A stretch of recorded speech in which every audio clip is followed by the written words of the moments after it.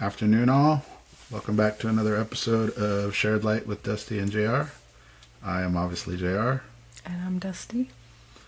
So, just to kind of recap, covering Dusty's story, part one of it, talking through, living in California. At one point, you got moved to Utah with your family. Circumstances happen there. You get shipped to Northern California, get in some trouble there, go back to Utah, living with your sister, ultimately meet your first love. He turns out to be a jerk, does some of those things that unfortunately men sometimes do. You end up deciding to leave there to come up to Idaho to be with your mom and your family. He comes. You guys have a falling out one last time. You're getting to a point where you are starting to get some self-confidence and some wants and some desires. And Yeah, I'm leaning more into I just want to be with my family. I want to, work and have my own place and, start being an adult. So what does that look like? That looks like I started working for the city. I was a code enforcement officer and I loved my job. Like I was really into economic development. Some travel was involved and that was fun. I loved my boss. I loved my coworkers. It provided me, well financially. I got my own place. And yeah, I was doing fairly well. And that I goes wasn't on. How long would you say that went on? 2 years, probably. Where you're just kind of in your lane doing what you need Yeah, to do? just doing me. Hanging out with my family. Had a couple friends, that I would hang out with or whatever. But I remember, like dating, but not relationships. Like I would just, it was for fun. Right. Nothing serious, nothing, as that's just, I had gotten out of that relationship and I was not focused on that at all. Because your mindset at this point is, I'm not ever going to let anybody do that to me again. Like it was a lesson for me. At this point, I can look at it as a lesson in what I don't want. And then I ended up meeting my ex-husband. And I honestly could not tell you how we met. I want to say it was through friends, but I don't even know. To be honest, I can't remember. And,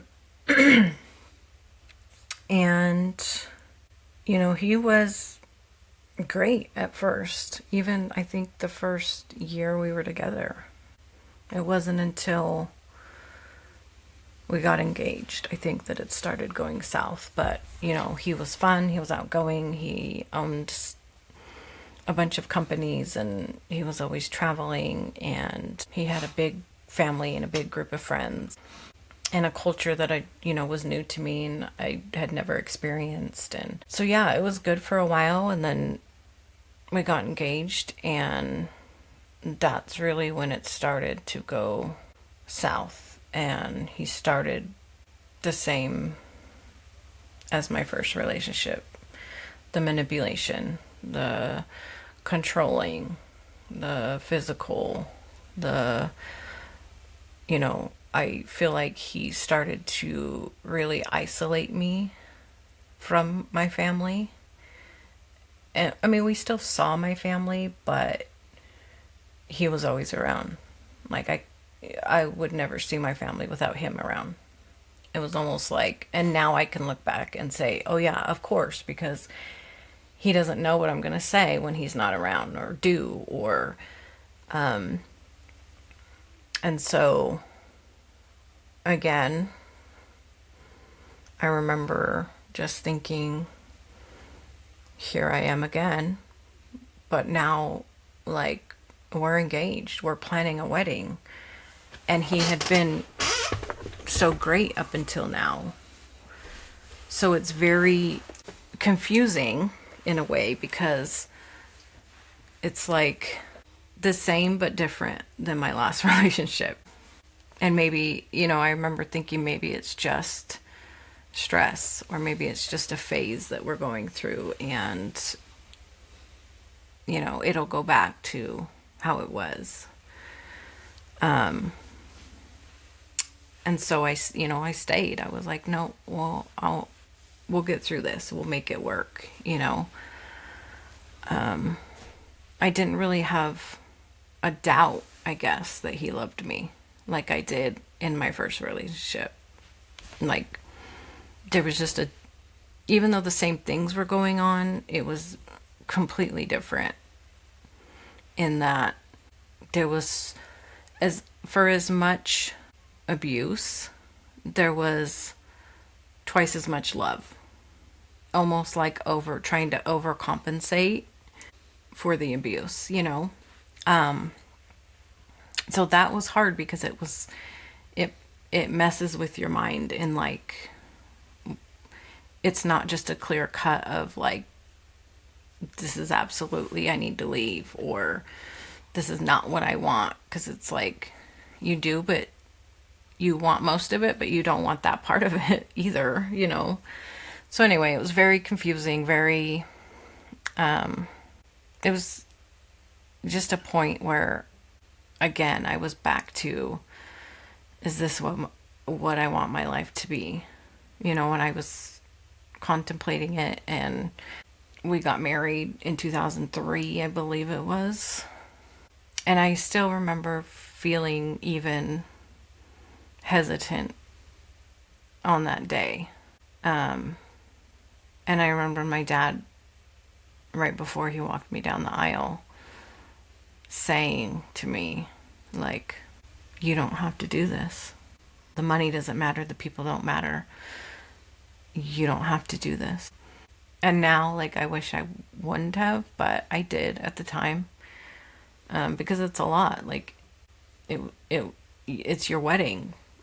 Like, you're literally getting ready to walk down the aisle, whether you want to or you don't. Like, there's all these people, there's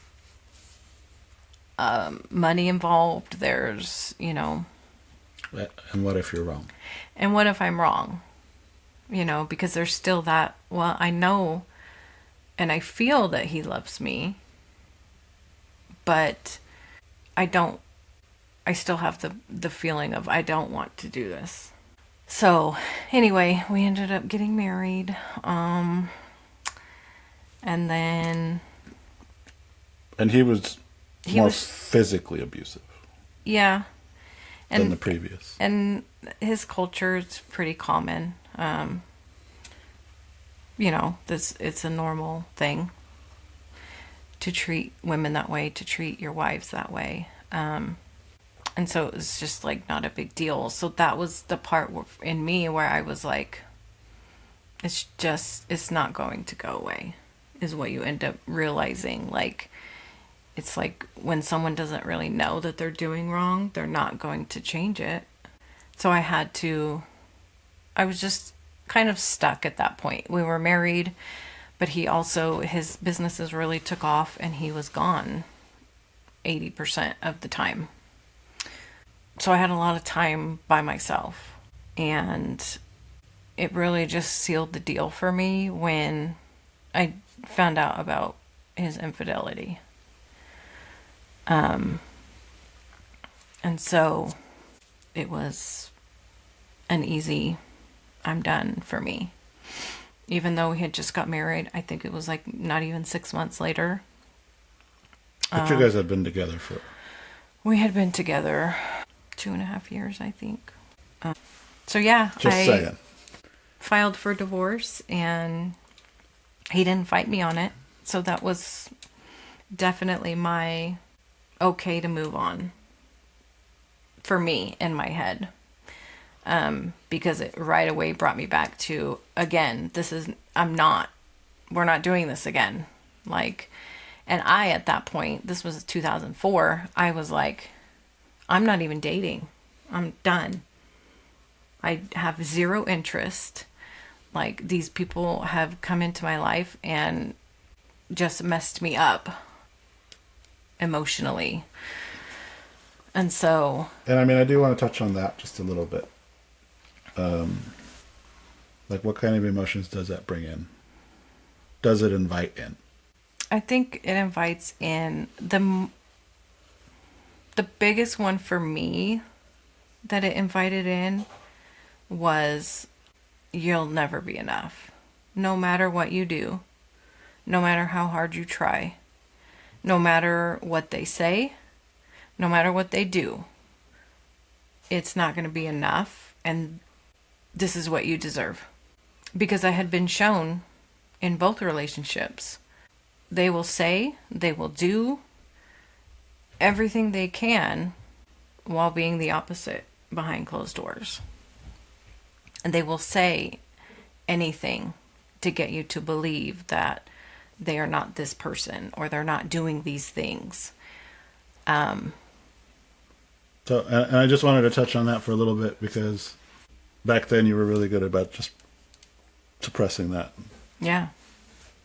I think I still am, to a point. It's not something that you want to think about all the time. It's not something that I think especially for me, because I don't have that now and I haven't had that for 20 years, I don't want to bring it back. That's why I didn't even want to record this podcast, like, about my story, because I don't want to think about it. And we'll continue on with your story here just a little bit, and then towards the end of it, we'll kind of circle back. But it does lend to the story of the dark for you today, because that ability to just kind of push it out of your mind and push it down served you well for a really long time. Yeah. I mean, it sits there. You can put it away. You can put it on the shelf, as I like to call it. You put it on the shelf and it stays there. It stays there while you are still in that fight or flight mode.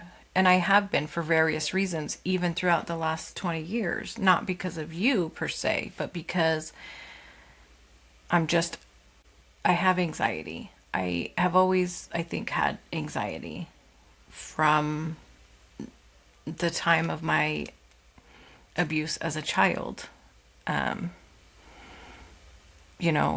That's not something that I wish to go into detail and talk about really, but I was sexually abused as a child, a young child. And I think that when that happens to you at a young age, you switch. Your brain switches, your nervous system switches. And just for clarity, none of the people that we have talked about were involved in that. No. And I think it's so... I think my system has been in that mode all my life.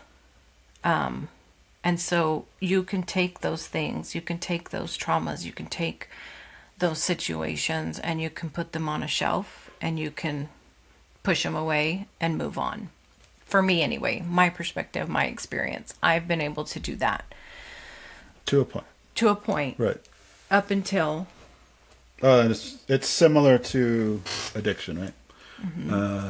You can numb yourself for an extremely long time, but once you're not numb, all of that floods.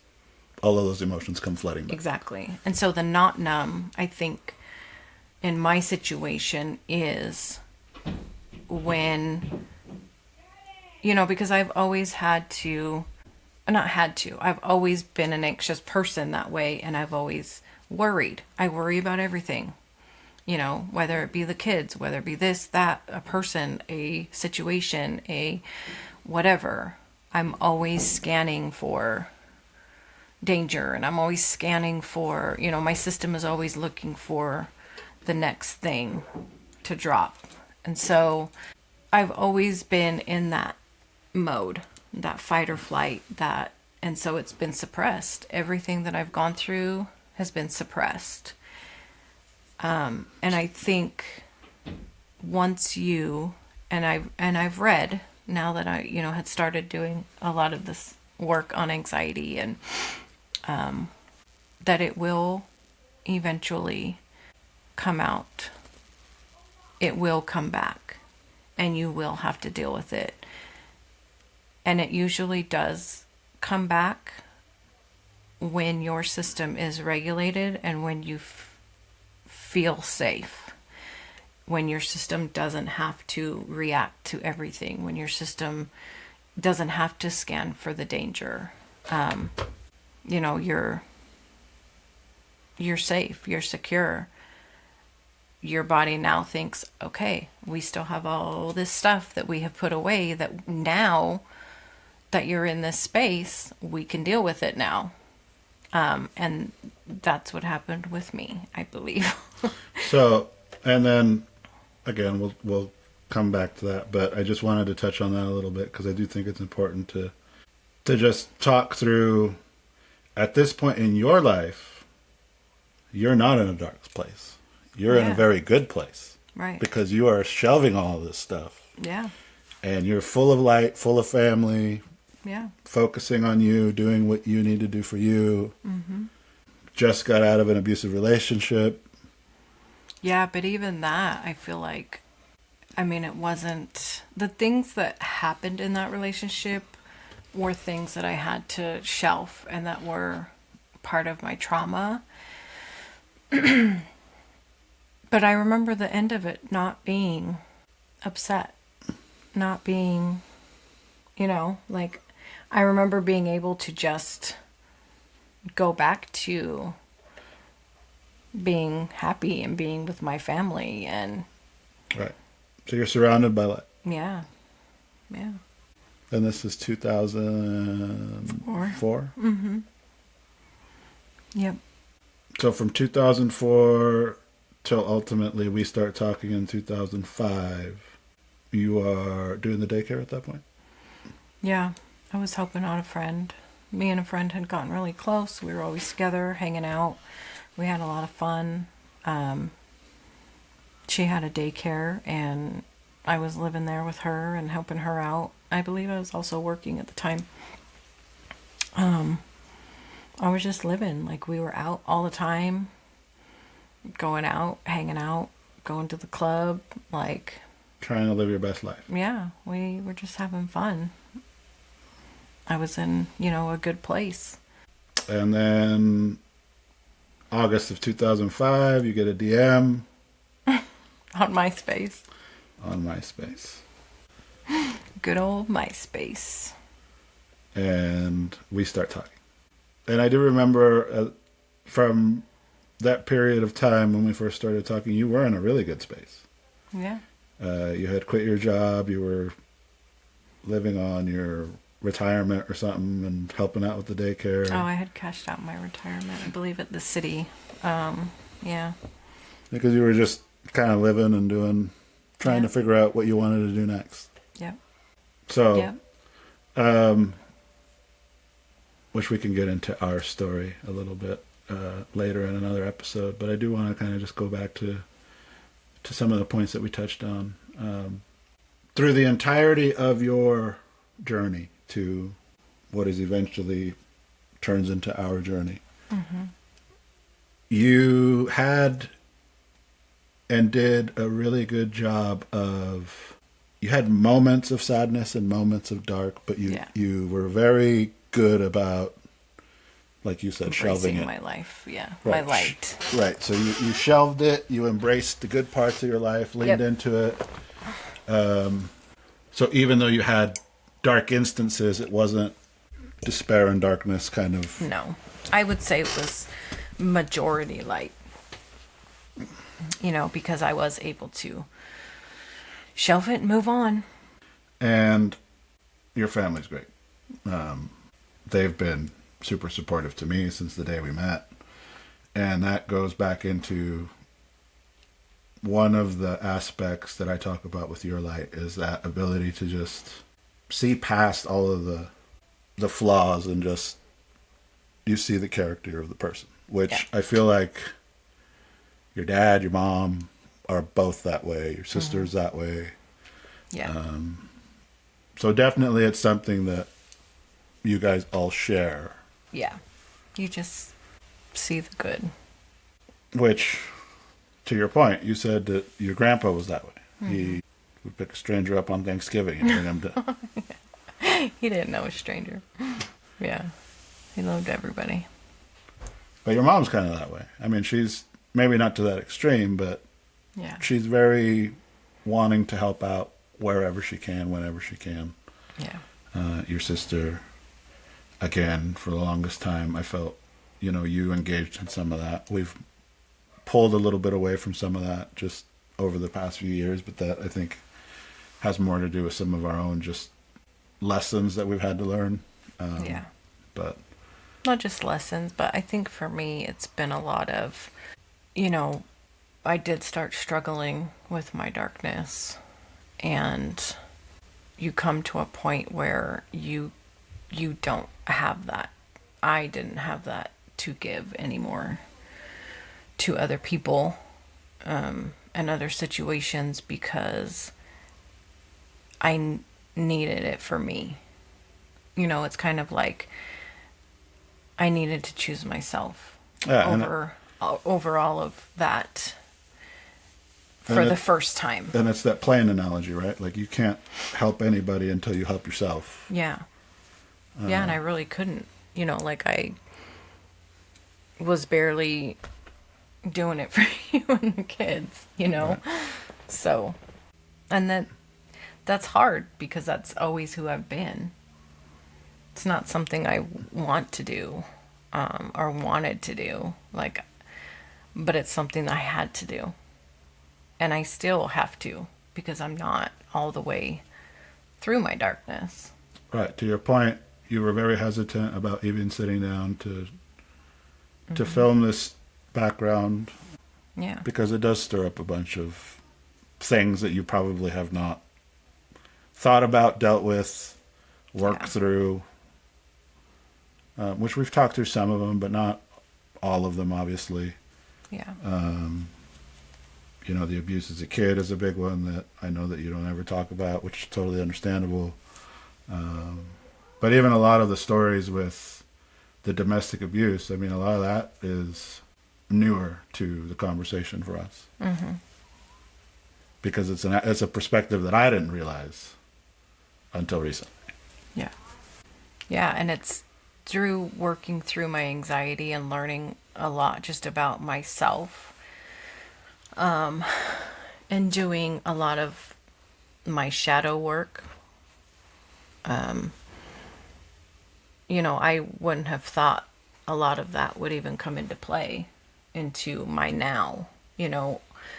I'm not ever one to be like, I'm anxious or I'm an anxious person. I have anxiety and that's what rules me. You know what I mean? So it's never, I don't have a victim mentality even now to this day. Like yes, it happened, but I have never lived in the shadow of that. It does come into play. I'm learning into how my darkness came about and why I started to struggle with a lot of the things that I struggle with, because I didn't understand a lot of it when it started. I didn't understand a lot of the feelings or why I had stopped seeing my own light or, and that I'm learning, or I have learned that all of that from being a little child up until now, all of that has a role. So that was, Yeah, I mean, I think every instance and everything, whether we remember it, don't remember it, everything that happens in our life leaves an impact or imprint. Lens to the story of where you're going and where you end up, but it also leaves an imprint of like almost a scar Yeah. that is always there, And sometimes you remember it and sometimes you don't. And I mean, sometimes old wounds don't heal all the way. Yeah. So again, which is what I wanted to kind of end this, you know, your story with, is you started to touch on it a little bit. I think it was in part 1, where you have bits and pieces of memories and thoughts, and I do want to explain that to, you know, people listening, why and what you have learned, which again you talked a little bit about through the anxiety part of it, but let's really dive into that so that people understand that, you know, trauma for everybody manifests in a different way. Yeah. Yeah. I think for me it manifested in, I mean, I have a lot of time periods that is just blocked from my memory. Like, I don't remember a lot of my child. I don't even, like, I can say even now, there's a lot of blocks of time that I don't even remember about our journey, our life. Right. And when we had kids, and because you have snapshots. Yes. But the snapshots that you have, and this is what I really want to highlight, is the snapshots that you have are the snapshots of negative things that have happened. Yes.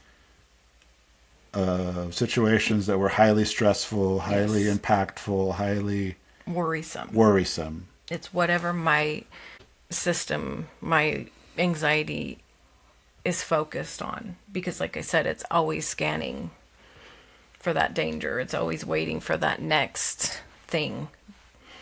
And those are the moments that are ingrained in me. It's not, you know, the good stuff.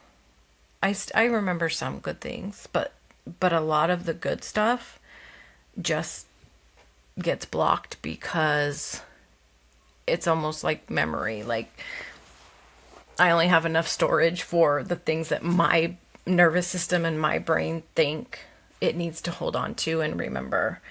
And I think that's what the shift is. Because that's what it's scanning for. Yes. This particular memory is tied to this particular instance, to this feeling or whatever, and it's scanning for a similar situation. Right. Yeah. And those are the things that I remember. That's the majority of my memories, you know. Like, when I look back on my life as a whole, it's snapshots. And a lot of those snapshots are trauma, unfortunately, you know. So that's why it's like, it was hard for me to want to record this, because it's like, well, yeah, I can tell people my journey, but like a lot of my journey is not positive. Like, well, there is positive, you know, like my upbringing was great. My family is great. Like, none of that is my trauma. My trauma is the things that other people had control of. Which is, I think, and that's how I want to tie it to your perspective versus my perspective, right? Mm-hmm. Is you have snapshots of all of these. Mm-hmm. I have a pretty good recollection of the things that I have done, and yes, there was some trauma and there were some things, but a lot of it I see as choices I ultimately made for one reason or another, and I can identify a lot of that through my journey.